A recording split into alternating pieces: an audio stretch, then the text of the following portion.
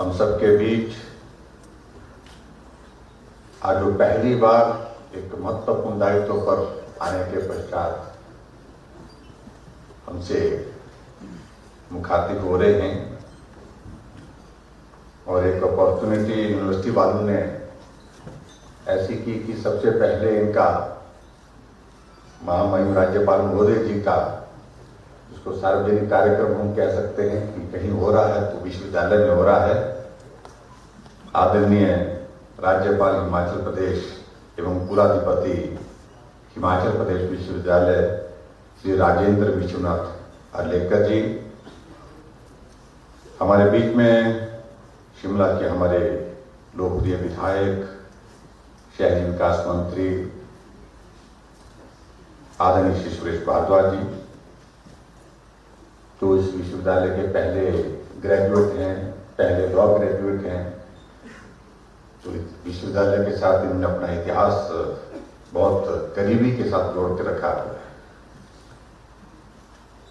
हिमाचल प्रदेश में हमारे नौजवान और बहुत जुझारू जोशीले शिक्षा मंत्री भाई गोविंद सिंह ठाकुर जी, कुलपति हिमाचल प्रदेश विश्वविद्यालय प्रोफेसर सिकंदर कुमार जी, इनके नेतृत्व में ये विश्वविद्यालय लगातार प्रगति करते हुए आगे बढ़ रहा है। हमारे बीच में मेयर सत्य कौंडल जी, डॉक्टर नागेश ठाकुर जी, प्रोफेसर अरविंद कालिया जी, प्रोफेसर श्री नयन सिंह जी और यहाँ उपस्थित सभी अधिकारीगण, आदर के योग्य सभी अध्यापक, पत्रकार मित्रों, भाइयों और बहनों, मुझे इस बात की प्रसन्नता है कि हिमाचल प्रदेश विश्वविद्यालय अपनी एक अलग पहचान के साथ लगातार इस यात्रा पर आगे बढ़ रहा है। 52 साल अपने सफर के, न मुड़ करके देखा, न रुकने की सोची, लगातार आगे बढ़ते हुए हिमाचल शिखर पर ऐसा दिखे और उसमें ये विश्वविद्यालय अपना एक योगदान देने में कम ना रहे, पीछे ना रहे, उस दृष्टि से इस विश्वविद्यालय की एक बहुत ऐतिहासिक ये यात्रा है। और इस यात्रा के सहयात्री जितने भी यहाँ पर हमारे प्रोफेसर बैठे हैं और हिमाचल प्रदेश में जिन लोगों ने यहाँ से शिक्षा ग्रहण की है और शिक्षा ग्रहण करने के बाद समाज के अलग अलग क्षेत्र में काम करते हुए एक स्थान, एक सम्मान, एक पहचान बनाई है, उन सब का भी बहुत बड़ा योगदान। और आज के इस अवसर पर मैं उनको भी नमन करता हूँ, उनको भी मैं बहुत बहुत बधाई देता हूँ। बहुत बातें यहाँ मुझसे पहले हमारे सब साथियों ने की हैं। मैं समझता हूँ कि कार्यक्रम भी बहुत लंबा हो गया और लंबे कार्यक्रम को और लंबा नहीं करना चाहिए। ये एक संयोग है निश्चित रूप से कि हिमाचल प्रदेश के अस्तित्व में आने के बाद स्टेटहुड का, पूर्ण राजत्व का भी अवसर जो है वो 50 वर्ष पूरा होने के बाद 51वें वर्ष का प्रवेश होने के बाद वो चल रहा है। हमने हिमाचल प्रदेश में अब की बार सरकार की ओर से तय किया था कि हम इस 50 साल की हिमाचल प्रदेश की इस यात्रा को बहुत बड़े एक इसके रूप में, एक सेलिब्रेशन के रूप में मनाएंगे। बहुत सारी योजनाएं बनाई, हर एक विभाग के लिए हमने कार्यक्रम निर्धारित किए और 51 इवेंट्स हमने हिमाचल प्रदेश में तय किए थे और वो इवेंट्स पूरा साल तक चलने थे, 25 जनवरी तक। लेकिन बीच में ये कोविड का दौर फिर आ गया, बाधा आ गई और उसके कारण हमारे कार्यक्रम बाधित हुए, प्रभावित हुए, हम नहीं कर पाए। लेकिन मैं आपको बधाई देना चाहता हूं, प्रोफेसर सिकंदर जी को भी बधाई देना चाहता हूं। उसी इवेंट के तहत जो तय थे हमारे उसी के अंतर्गत आपने आज के इस कार्यक्रम को एक स्वरूप देने की कोशिश की, एक स्वरूप बनाया है। हालांकि कोविड का दौर अभी समाप्त नहीं हुआ, कम जरूर हुआ है, लेकिन फिर भी उसके बावजूद आपने स्वर्ण जयंती के उस कार्यक्रम की उस कड़ी में इस कार्यक्रम को भी जोड़ा है। उसके लिए मैं आपका अभिनंदन करता हूं, आप सबको बहुत बहुत धन्यवाद करता हूं। हमारे बीच में माननीय राज्यपाल महोदय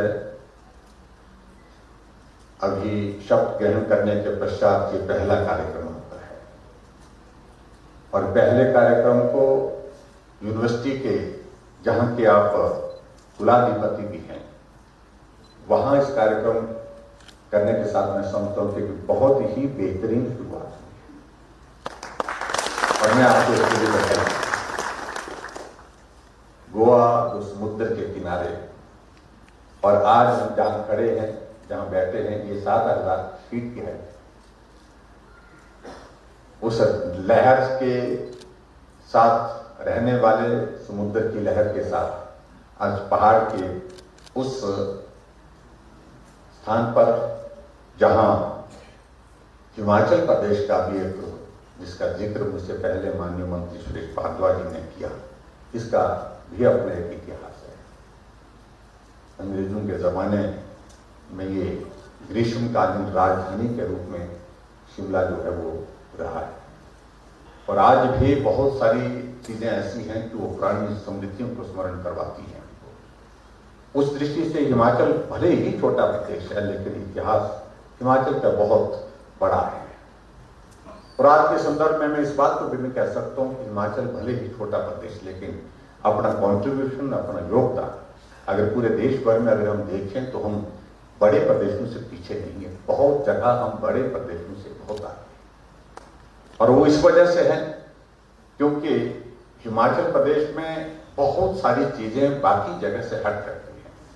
यहाँ की प्रकृति, यहाँ का आदमी का सरल जीवन, सहज जीवन, यहाँ की पहाड़ी संस्कृति, और आदमी जीवन भर संघर्ष के दौर में भी रहता है, पहाड़ चढ़ता है, पहाड़ उतरता है। ऐसे दौर में से आदमी सीखते सिखाते आगे बढ़ता है और उसमें एक बहुत बड़ा कॉन्ट्रीब्यूशन, बहुत बड़ा योगदान हिमाचल प्रदेश विश्वविद्यालय का है। और विश्वविद्यालय का जो हमारा योगदान, आज मैं इस बात को मैं कह सकता हूँ, कोई स्थान ऐसा नहीं है जहां इस विश्वविद्यालय का छात्र पढ़ते हुए आगे बढ़ा, शोध करते हुए अपनी पहचान बनाई, अलग अलग क्षेत्र में, चाहे वो एडमिनिस्ट्रेटिव सर्विसेज हैं, चाहे वो हमारे शिक्षा के क्षेत्र हैं, चाहे वो हमारे सामाजिक क्षेत्र हैं, अलग अलग राजनीतिक क्षेत्र हैं। बहुत बड़ा कॉन्ट्रीब्यूशन हिमाचल प्रदेश के इस विश्वविद्यालय का रहा है। बहुत यादें हमारी भी यहाँ इस कैंपस के अंदर मुझे पढ़ने का अवसर प्राप्त हुई, इस बात की मुझे जिंदगी भर वो रहेगी, कोशिश रहेगी, क्योंकि हम मंडी पढ़ते थे।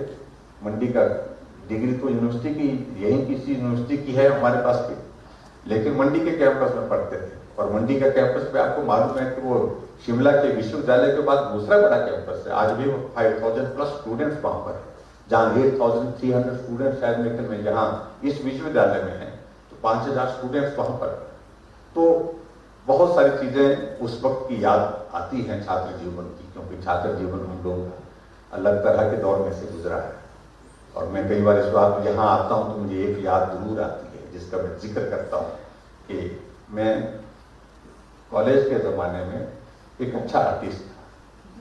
वन एक्ट प्ले का गाना नहीं आता था और दूसरा चीज़ नहीं आती थी, लेकिन वन एक्ट प्ले में अच्छा हम करते थे। यहाँ इसी स्टेज पर हमने परफॉर्म किया है अपने कॉलेज के ज़माने में, यूथ फेस्टिवल, और अच्छा करते थे। और वही चीज़ें हमको आगे बढ़ने में मददगार की। ऐसी बहुत सारी चीज़ें यहाँ से जुड़ी हुई हैं।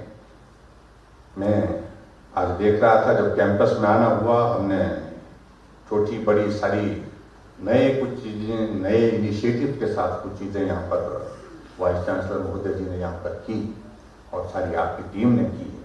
और लगभग 7 करोड़ 32 लाख की वो सारी योजनाओं का जो है हमने यहाँ पर जिनको हमने समर्पित किया, चाहे वो अटल जी का स्टैचू है, चाहे वो हमारे यहाँ पर, चाहे वो हमारे वहाँ पर टीचर कॉलोनी में ट्रांसफॉर्मर्स लगने थे, और उसके बाद beautification and parking in teachers colony, उसका काम था। मॉडल स्कूल का फेज 4 का था।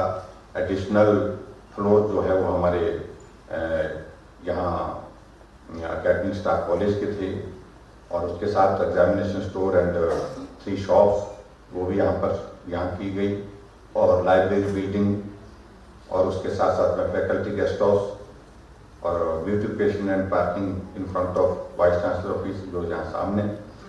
तो इस प्रकार के जो इनिशिएटिव, और उसके साथ साथ में एक जो हमारा कमेटी रूम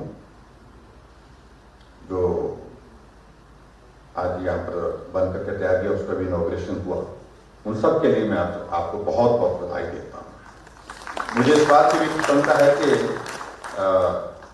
जमीन अपनी थी, लेकिन उस जमीन पर हम कहाँ तक हैं, कितने हैं, और कुछ लोग उसमें और थे, एनक्रोचमेंट हो गई थी। और हिमाचल प्रदेश में जमीन होना बहुत मुश्किल काम होता है, क्योंकि कम जमीन होती है। और ऐसे में जो वाइस चांसलर महोदय ने अपनी टीम के साथ बैठ करके जो पूरा रेवेन्यू रिकॉर्ड तलब करके रिकॉर्ड निकाल करके इस बात को सुनिश्चित किया कि जितनी भी यूनिवर्सिटी की जो हमारी लैंड है उसका प्रॉपर डिमार्केशन होना चाहिए, और डिमार्केशन होने के बाद फिर उसके बाद जो है वो जमीन पर जो है वो यूनिवर्सिटी का कब्जा हो, एनक्रोचमेंट उसमें ना हो। तो 92 बीघा जमीन जो है बिग वॉल्यूम, मैं कह सकता हूँ कि बहुत बड़ा वॉल्यूम है ये जमीन का, जो आप लोगों ने यहाँ पर जो है उसको सुनिश्चित किया कि इसमें यूनिवर्सिटी का जो है वो कैंपस आने वाले समय में डेवलप हो, और उसको पूरे अपने कब्जे में लिया है, उसके लिए मैं बधाई देता हूँ। और उसी तरह से मैं आगे बढ़ करके ये भी मैं देख रहा हूँ कि प्रोफेसर सिकंदर जी के इस कार्यकाल में बहुत सारी फैकल्टीज यहाँ पर नई शुरू की। जो बताया गया, उन्होंने कहा कि लगभग 12 नए डिपार्टमेंट्स यहाँ पर शुरू किए गए, और लगभग 150 से ज़्यादा जो है वो टीचर्स यहाँ पर जो है वो नए नियुक्त किए गए हैं। इस कैंपस को और ज़्यादा बेहतर बनाने की दृष्टि से बहुत बेहतर काम हुआ है।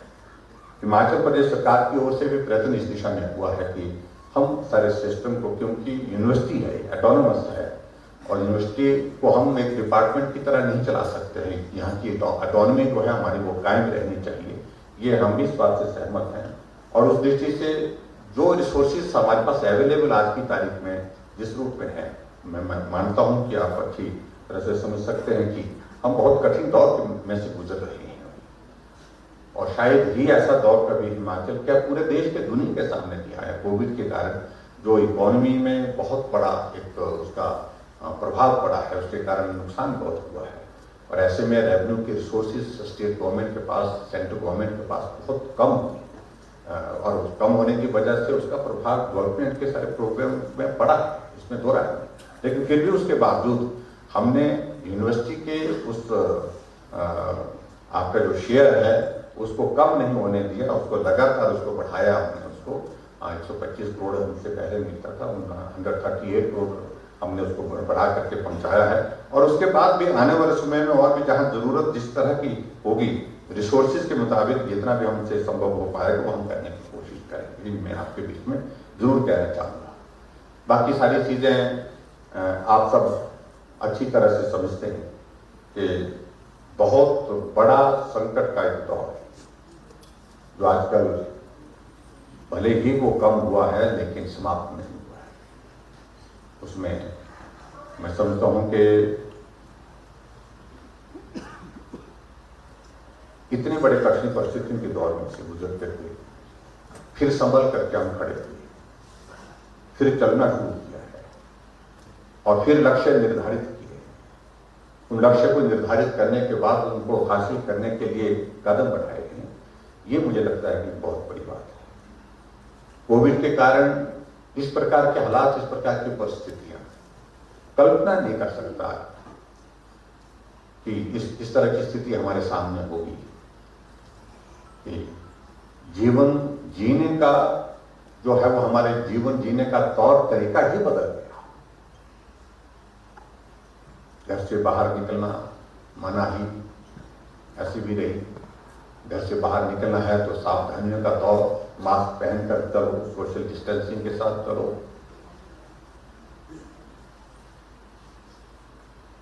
और स्वाभाविक रूप से इस दौर में बहुत सारे लोगों ने अपनी जान गंवाई है।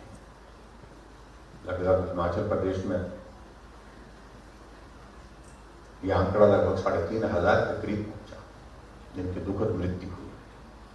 सरकार की ओर से हमने प्रयास किया। हालांकि कोविड मैनेजमेंट के हिसाब से अगर मैं कहूं पूरे देश भर में जो अच्छे राज्य हैं, जिन राज्यों में अच्छा काम उसमें हिमाचल प्रदेश भी है, लेकिन संकट इतना बड़ा था, उस संकट का सामना करने में कठिनाई तो जरूर आई।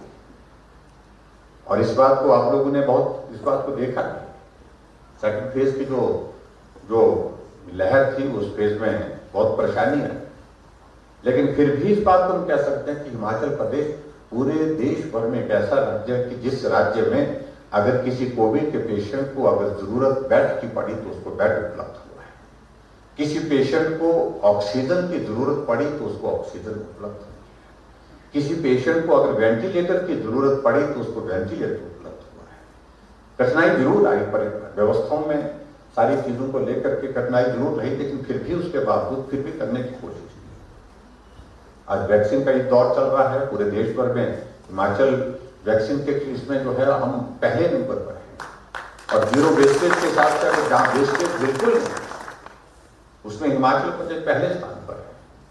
हमने किन्नौर डिस्ट्रिक्ट जो है फर्स्ट डोज का कंप्लीट कर लिया। लाहौल का हमने पूरा डिस्ट्रिक्ट हमने फर्स्ट डोज का कंप्लीट कर लिया। 64% से ज्यादा हमारे वैक्सीन का अभियान कंप्लीट हो गया। लेकिन इसमें हिमाचल प्रदेश के नागरिकों का बहुत बड़ा कॉन्ट्रीब्यूशन रहा है, सहयोग रहा है, मदद रही, उसमें आप सबका भी बहुत बड़ा सहयोग रहा। मैं यहाँ देख रहा था कि बहुत सारे हमारे मित्रों को यहाँ पर सम्मानित किया जिन्होंने कोविड के दौरान बहुत अच्छा काम किया, बहुत बेहतरीन काम किया। कोविड वॉरियर्स के रूप में डॉक्टर्स का बहुत बड़ा कॉन्ट्रीब्यूशन रहा, पैरामेडिकल स्टाफ का बहुत बड़ा कॉन्ट्रीब्यूशन रहा, आशा वर्कर्स का रहा। और उसके अतिरिक्त में यहाँ पर भी मैं देख रहा था कि आपकी यूनिवर्सिटी के अंदर भी बहुत सारे लोगों ने उसमें बहुत अच्छा काम किया। उसके लिए मैं उनको साधुवाद देता हूँ और मैं शुभकामनाएं भी देता हूँ कि आने वाले समय में ये दौर समाप्त हो, ऐसी मैं ईश्वर से कामना करता हूँ और हम उस दौर से बाहर निकल करके बेहतरीन ढंग से अपने जीवन को जैसे हम पहले जीते थे आनंद के एक माहौल में, उस तरह के जीवन जीने में हम फिर से शुरुआत करें। अभी हमारे माननीय शिक्षा मंत्री जी ने शिक्षा के संदर्भ में बात कही कि नए इनिशिएटिव किए गए, एक अच्छा बहुत, क्योंकि बच्चों की अभी तक स्कूल नहीं लग पाए। बहुत सारे बच्चे ऐसे हैं पढ़ने में अच्छे हैं लेकिन उनके पास जो है वो एंड्रॉयड फोन नहीं, स्मार्टफोन नहीं है। ऐसी सूरत में बच्चों को कठिनाई का सामना करना पड़ रहा है। बहुत बेहतरीन जो है हमने एक योजना की शुरुआत की जिसमें लोगों से आग्रह किया कि आप डोनेट करिए और डोनेट करके उन जरूरतमंद बच्चों को आप मदद करने में आगे आए, बड़ी संख्या में आए और इसमें हम सब लोगों को भी आगे बढ़कर के काम करना चाहिए। मुझे लगता है कि एक बेहतरीन शुरुआत है। और उसके बाद जहाँ राष्ट्रीय शिक्षा नीति 2020 जो है वो जिसकी शुरुआत की आदरणीय प्रधानमंत्री नरेंद्र भाई मोदी जी के नेतृत्व में, मैं इस बात को मैं कह सकता हूँ कि ये बहुत ही एक बड़ा एक कदम है उस दिशा में शिक्षा के क्षेत्र में, जिसमें बहुत सारी चीजों में आप परिवर्तन देखेंगे, नयापन देखेंगे। वो अवसर हमारे सामने है, उसके लिए हम सब लोग मिलकर के काम आने वाले समय में हम करते रहें। यही मुझे आप सबके बीच में आज के इस अवसर पर कहना है। और मैं समझता हूं कि हिमाचल छोटा प्रदेश होने के बावजूद अलग पहचान के साथ हर क्षेत्र में देखें, हम हिमाचल प्रदेश में एक नहीं अनेक क्षेत्र में अपनी पहचान बनाने में सफल हुए। जहां कहा जा रहा था कि पीजीआई के डायरेक्टर हमारे हिमाचल के इस विश्वविद्यालय के छात्र रहे हैं, एम्स के डायरेक्टर हमारे विश्वविद्यालय के छात्र रहे हैं, डॉक्टर गुलेरिया, डॉक्टर ज्योतिराम जी जो हमारे चंडीगढ़ में हैं, पीजीआई में हैं। और इसके अतिरिक्त और भी ऐसे एक नहीं कितना क्षेत्र में जहां यहाँ के छात्रों ने पढ़ करके शिक्षा ग्रहण करके आगे जो है इस विश्वविद्यालय का नाम रोशन किया है। और ऐसी उम्मीद हम आने वाले समय में भी रखते हैं कि इस दिशा में हम आगे बढ़ करके काम करेंगे। मैं आपको आश्वासन देता हूं, जहां कुछ चीजों का जिक्र यहाँ पर किया गया है। एक बात कही गई है कि पार्किंग यहाँ पर बननी चाहिए, तो यहाँ सुरेश भारद्वाज जी हमारे बीच में बैठे हैं, आप यहाँ के विधायक भी हैं और महकमा भी आपके पास शहरी विकास का है, स्मार्ट सिटी का प्रोजेक्ट आपका है, शिमला में बन रहा है, हमारी केंद्र सरकार ने दिया हुआ है, और उसमें क्या रास्ता निकलता है, रास्ता निकालें और उसके बाद इसको आप बना करके दें। तो ये मैं आपको ये काम कर रहा हूँ, इसलिए बोल रहा हूँ क्योंकि ये विधायक यहीं के हैं, तो इसलिए इनका सबसे बड़ा दायित्व बनता है। और यहाँ इस कॉलेज, इस यूनिवर्सिटी के पहले लॉ ग्रेजुएट हैं, इस यूनिवर्सिटी के पहले जो है वो यहाँ से ग्रेजुएट हैं, तो गुरु दक्षिणा तो आपको कहीं ना कहीं देनी पड़ेगी। और जितना भी एस्टिमेशन बनेगा स्मार्ट सिटी के प्रोजेक्ट में उसका इंक्लूजन करेंगे और उसके बाद उसका निर्माण करेंगे। अगर कठिनाई आएगी तो ग्राम है अपने बीच में, जो भी करना होगा। दूसरी बात, जहां विश्वविद्यालय को सहयोग की बात है, उसमें हम निश्चित रूप से सहयोग के लिए आपके साथ खड़े हैं, हमेशा खड़े रहेंगे। ये जो जरूरत आप लोगों ने बताई है कि 21 की अगर बात कही है, मैं आपकी से सहमत हूँ। मेरा मत भी आप सबसे बहुत मेल खाता है कि university can not be run like A department. ये ऑटोनॉमी आपकी होनी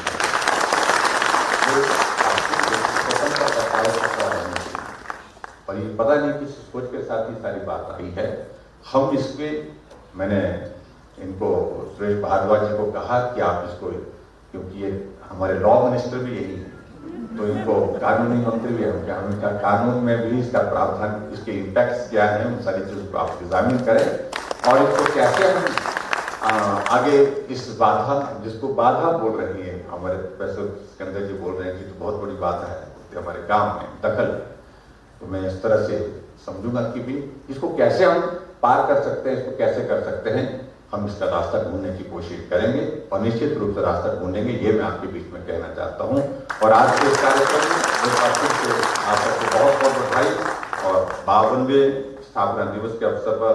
और मैं एक सुझाव दे रहा था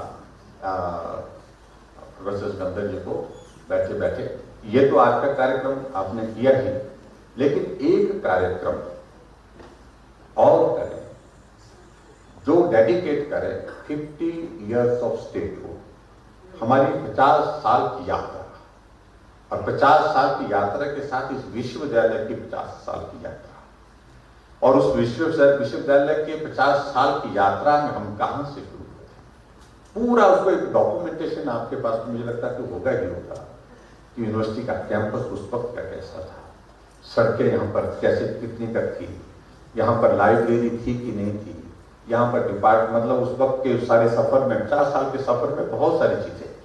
और उसके बाद जो खासतौर से जिन लोगों ने हमारे इस विश्वविद्यालय का किसी शिक्षा ग्रहण के बाद बहुत अपना नाम ऊंचा किया अलग अलग क्षेत्र में, ऐसी जो सूची जिनने कहा कि हमारे पास उपलब्ध है, हमने बना करके तैयार की है, उस सूची को मतलब उसको आप प्लान करें और उनको सम्मानित करने की दृष्टि से एक कार्यक्रम उस सफर का वो याद करना चाहिए, उन लोगों को भी बुलाना चाहिए जो बहुत शुरू के दौर में यहाँ इस विश्वविद्यालय से जुड़ करके काम किए हैं, टीचिंग उन्होंने की है, स्टूडेंट रहे हैं कुछ लोग। ऐसा एक भव्य कार्यक्रम, अच्छा कार्यक्रम अगर हो तो मुझे लगता है कि उसको जोड़ना चाहिए, क्योंकि अब कोविड का दौर कम हुआ है। हमने तो बहुत बड़े बड़े इवेंट्स किए थे, हमने एक रथ यात्रा हिमाचल प्रदेश की इस प्रकार से प्लान की थी, वो प्लान इसलिए की थी और उसका पूरा चित्रण था कि 50 वर्ष पहले हमारा रोड का नेटवर्क क्या था और 50 वर्ष के बाद आज हमारा रोड का नेटवर्क क्या है। हमारे एजुकेशन में 50 वर्ष पहले हमारे एजुकेशन इंस्टीट्यूशंस कितने थे और आज एजुकेशन इंस्टीट्यूशंस कितने, उस वक्त की सारे हमारा इंफ्रास्ट्रक्चर एजुकेशन के सेक्टर में कितना था, आज के इस दौर में हमारा कितना है, हेल्थ इंस्टीट्यूशन कितना, हेल्थ के सेक्टर में हर एक क्षेत्र का हमने हर एक डिपार्टमेंट के लिए हमने तय किया था, उसके लिए सारे प्लान भी किया था। एक पूरे स्टेट की एक रथ यात्रा का हमने इस 15 तारीख को 15 अगस्त तक उसको कंक्लूड करना था और जिसमें पूरे हिमाचल प्रदेश में उस यात्रा के माध्यम से सब हिमाचल वासी जाने कि 50 साल का हिमाचल का ये सफर कहां से कहां पहुंचा है। तो उस बात को लेकर के वो कमी रहेगी, क्योंकि कोविड बीच में आ गया, जिसके कारण मैंने कहा कि वो हमारा कार्यक्रम उस तरह से नहीं हो पाया। लेकिन अब जब कोविड के बाद थोड़ी रिस्ट्रिक्शंस हमने रिलैक्स की हैं, ऐसी सूरत में हमको सोचना चाहिए। जो अपने अपने डिपार्टमेंट में हमने अभी कहा कि कुछ एक इवेंट्स जो हम कर सकते हैं वो हम कर रहे हैं। हम हिमाचल प्रदेश विधानसभा का भी कार्यक्रम प्लान कर रहे हैं। विधानसभा का एक लंबा इतिहास है, उसको भी हम स्मरण करेंगे। उस वक्त की 50 वर्ष के सफर की याद करेंगे, कौन लोग थे जिन लोगों ने विधानसभा के अंदर ये किया है, अपना कॉन्ट्रीब्यूशन दिया है प्रदेश के विकास के लिए, जो अपनी बातें कही हैं। तो ऐसे बहुत सारी चीजों को लेकर के हमने वो प्लान किया था। अभी भी नए सिरे से हम सोच रहे हैं कि उसमें कुछ चीजें करने की कोशिश करेंगे। लेकिन ये आप सबसे मेरा जो आग्रह है, विशेष तौर से जो विश्वविद्यालय की ओर से एक इवेंट मुझे लगता है कि वो प्लान करना चाहिए। जो जितने भी हमारे इस प्रकार के स्टूडेंट्स यहाँ इस विश्वविद्यालय के रहे हैं, अलग अलग मुकाम पर, अलग अलग स्थान पर वो पहुंचे हैं, उनको सम्मानित करने के लिए क्या हो सकता है, कुछ लोगों को हम बुलाएं और बुला करके उनको सम्मानित करें और पुरानी यादों को ताजा करें।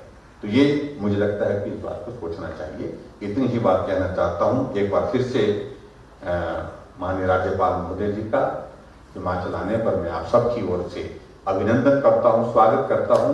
और आप शिमला के इस अच्छे वातावरण में रह करके बहुत सारी यादें आपको यहाँ की हमेशा साथ रहेंगी, जिंदगी भर याद रहेंगी।